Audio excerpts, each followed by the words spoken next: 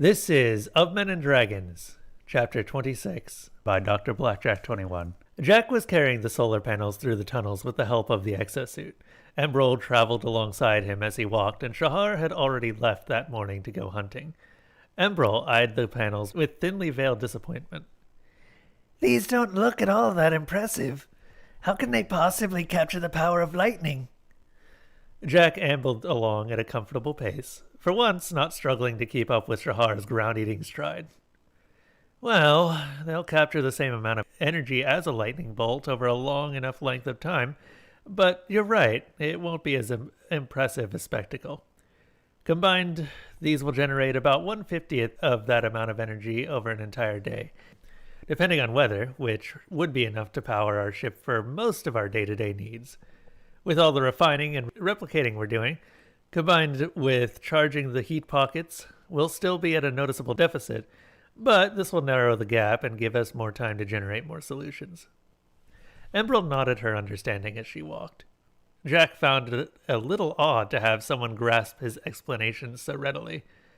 Not that Shahar lacked intelligence, as her cleverness caught Jack by surprise more often than not, but Emerald had a level of book smarts that enabled her to grasp his explanations' scientific principles without having to continually go back and explain as many fundamental elements.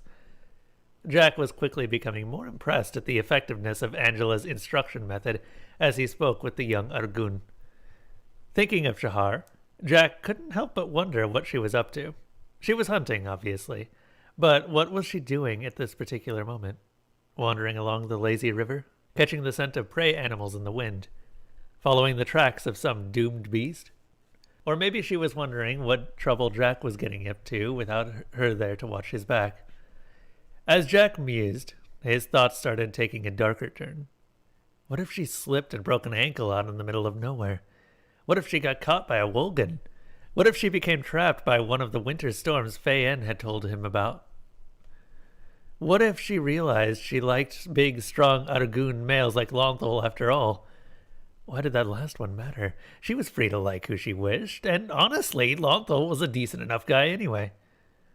Jack's face creased with worry as his mind started chasing itself in pointless circles. Emerald watched Jack's face with an odd little smile. Once his brow started expressing worry the way Angela had told her it eventually would, she decided to give him a little prodding and amuse herself at the same time. You miss her, don't you? Jack jumped a little as her words startled him out of his thoughts. What? No, I'm sorry. What do you mean? Emerald's smile told him she wasn't the least bit fooled by his denial or attempted misdirection. You know exactly what I mean. It's obvious you're worried about Shahar. Don't worry too much, though. She can take care of herself better than anyone I know. Jack smiled a little to himself as he thought about what Emerald had said. Images of Shahar flashed through his head as she dealt with situations that would have broken some of the toughest men Jack had ever known. The mostly 2-on-1 fight with Barthan's goons, the life-or-death battle with Duljin, and the brutal melee that followed. There probably wasn't anything a wild animal could throw at her that was worse than what Shahar had already overcome since Jack had known her. In fact, Jack was starting to wonder if there was anything she couldn't do. Emerald watched as Jack's face settled back into a contented smile. She let him get lost in some pleasant thoughts for a little while longer before stabbing for her real target. Eagerly anticipating his likely reaction, she fired off with the most devastating question she could think of.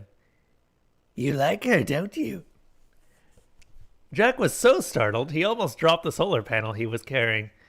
Emerald was tittering with laughter as he worked to restabilize his load. Eventually, when he was able to resume walking, Emerald was right at his side, both arms folded innocently behind her back and a small spring in her step. Jack forced himself to act and talk as casually as he could. Well, yes, of course I like Shahar. Just like I like you and Angela too. Jack was focusing on walking as naturally as he could, but the sheer act of attempting to walk normally made his gait lose any semblance of its natural rhythm. Emerald had her prey cornered, and she pounced the way any good predator would. Her smile was all teeth. You like Angela and myself, sure, but not the way you like Shahar. You like her, don't you? Emerald looked at Jack with eyes that somehow resembled those of an innocent puppy, while also piercing through his soul and leaving him vulnerable to her relentless assault. Jack was now about as healthy a shade of red as Emerald had ever seen him be. He started and stopped his response a few times, but never got very far past stuttering incoherently. He finally stopped and took a deep breath to steady himself. Somehow, dealing with the childlike innocence of Emerald's questions was almost more nerve-wracking than facing down the raiders had been.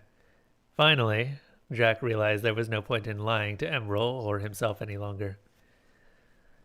All right, yes, I like her. She's the most amazing woman I know. She's fearless, intelligent, proud, and unstoppable. She's also a 7-foot-tall goddess of death who can probably have any man she desires. Jack's voice took a bit of self-pitying downturn at the end. However, Emerald's cheerfulness couldn't be dimmed. She sauntered ahead when Jack's pace slowed slightly.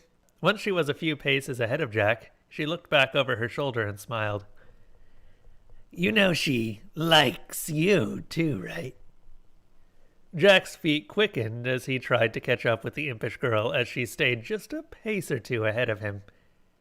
Why do you say that? Did she say something? Are you sure? You're not just saying that, are you? Emerald kept just a step ahead of Jack, propelled by a sudden burst of energy. She practically skipped her way down the cave tunnel laughing. Jack followed her, struggling to keep up with her youthful energy. Shahar was tearing after her prey. Every muscle was pushed to the limit as she slammed her limbs into the ground at incredible velocities to launch her body forward like a missile. The churlish was just staying out of reach with its great leaps and bounds, and nothing Shahar could do would change that, but catching the prey wasn't her objective. As the churlish launched itself forward one last time, Lonthal was there to meet it head-on. He latched on with teeth in one hand while the other shoved his blade between two vertebrae, severing its brain from its body. The animal was dead before the two made contact with the ground. Shahar was on her knees, gasping for air and glaring at Lonthal. Next time, it's your turn to flush the prey, and I get to make the killing pounce. Lonthal looked plenty pleased with himself as he wiped the blood from his muzzle. To do that, you'd have to be silent. For all your martial prowess, you have all the subtlety of a rampaging Kovac buck in mating season. Shahar climbed a bit shakily to her feet, her breath slightly more under control than a moment ago. I thought you said I was one of the best hunters you'd ever worked with. Lonthal's cheerfulness was as unabated as ever. He was wiping his blade on some scrap cloth while his face glowed with an impish smile. You are. Almost everyone else is even worse. Not to mention, you make a great distraction while I slip in and finish the job. She threw her shovel at Lonthal, while he barely managed to catch it before getting hit in the face.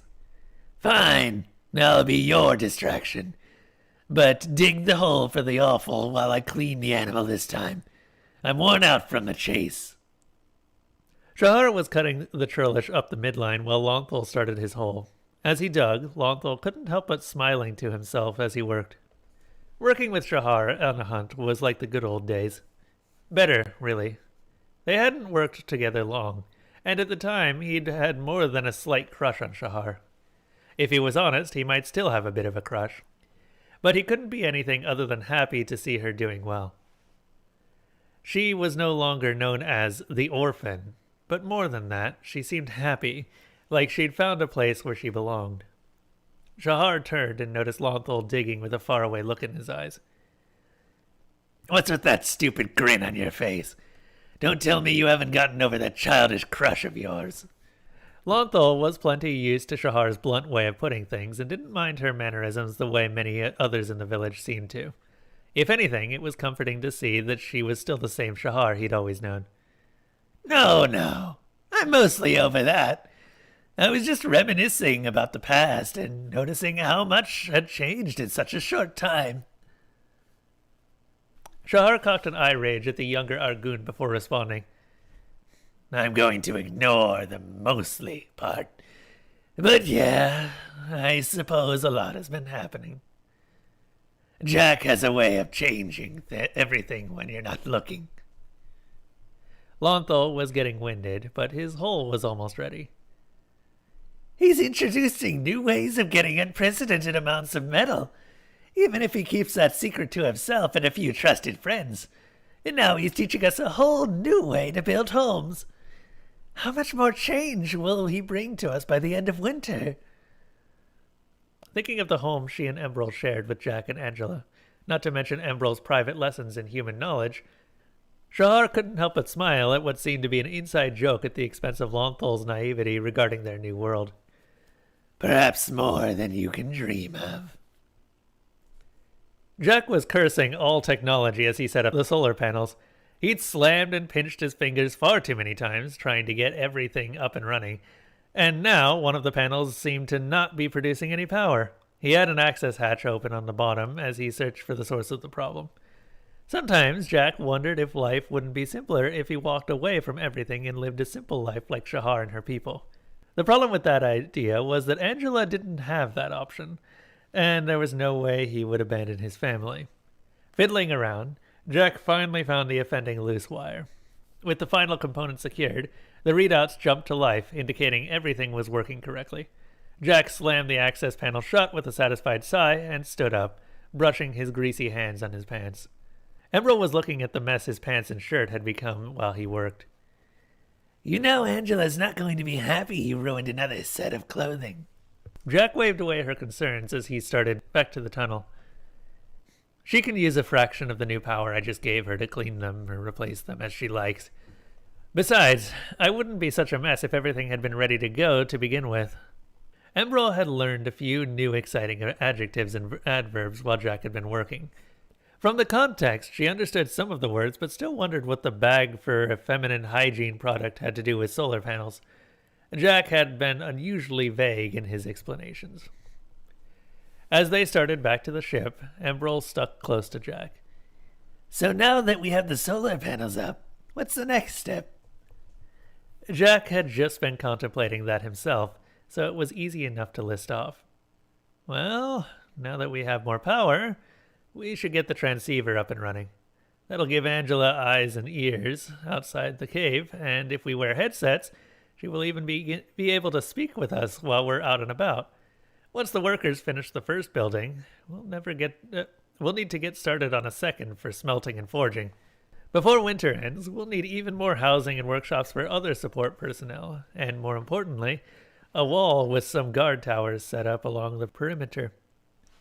Emerald looked a bit surprised at his list of goals. Huh, I never took you for the ambitious type. Jack looked more worn out after going through the list. Despite their progress, it was all still a bit overwhelming. It's not a question of ambition, as much as a matter of necessity. Even if I hadn't made enemies of the raiders, once word gets out what this outpost can produce, it will have a target painted on it. If Earth history taught me anything, there will be powerful people of the opinion that if they can't possess something this game-changing, no one will. Before we get to that point, I want this outpost to be defensible and self-sufficient. Thinking of her uncle and many of the people her father had regularly dealt with, Emerald couldn't disagree with his assessment. Even before her encounter with the raiders, she'd known this world was filled with cruel and uncaring people. Those thoughts made Emerald all the more grateful for the life she now had. The young Argun grabbed Jack's power-suited arm and hugged it to herself, much the same as she'd done to Shahar's the first time they'd walked these caves together. Well, whatever needs to be done, you won't have to do it alone. Shahar and I won't leave your side, and I think you even started to win over some of the workers. Jack smiled down at the girl. It wasn't often he had such a height advantage over an Argun, even a teenager. I think it was your bacon that won them over, more than anything I've done. Emerald nodded, acknowledging his point, even while she drove her own point home. My father used to say that all most people want is shelter, food, and safety. If you provide those, people will flock to you. You've done an excellent job on a couple of those fronts, and you've got plans in places for the rest. Keep that up, and your family will continue to grow regardless of your intentions. Jack walked on in silence for a moment, contemplating Embril's words. You know, all I set out to do was secure a future for a few friends and myself. I never intended to get involved in anything this big. Embril hugged Jack's arm even tighter. If he hadn't been wearing his suit, she was sure she'd have bruised him a little. At least the metal separating her from Jack had some advantages. I don't think anyone ends up where they intend from the beginning. We just have to deal with the bad, enjoy the good, and do our best to shape our lives to have more of the latter than the former. Jack looked down at the girl on his arm. It tore at his heart to realize what she'd had to experience to gain that kind of wisdom at such a young age. In many ways, Embril was much older and more world-weary than the young girl who'd bounded beside him just that morning. Jack silently vowed to himself he'd do his best to ensure she had more time and opportunities to be young and carefree in the future.